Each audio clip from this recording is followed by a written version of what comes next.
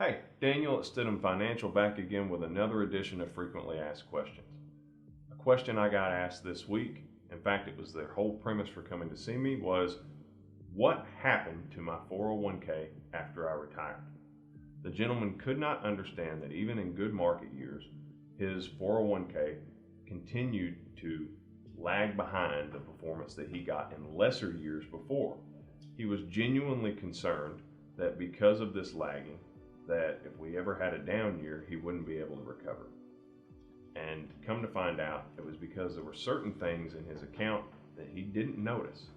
The gentleman was focusing on the gains rather than the hidden losses. So what do I mean by hidden losses?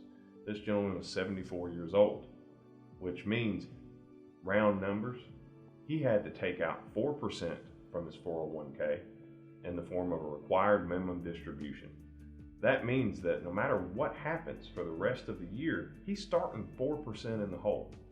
And then when we looked at the fees on his brokerage account, he was paying another 1.5% to his broker. So no matter what happens in this year, he's going to be 5.5% down. Now, when he was working, or even after he retired, but before he reached the age for required minimum distributions, there was a big chunk that didn't go missing like that. Now, to his question of what happens when I have a down year, how is it going to be that I'm able to recover? Well, let's think about that. You have to take out 4%, you pay your broker 1.5%, you're 5.5% in the hole. So if the market loses 10%, you haven't lost 10%, you've actually lost 15.5%. So how is that going to rebound? Because that's not going to replace itself if he makes 15.5% the next year, for a couple of reasons. Number one, you're earning it off of a much smaller number now, right? Number two, those same RMDs, those same fees still come out.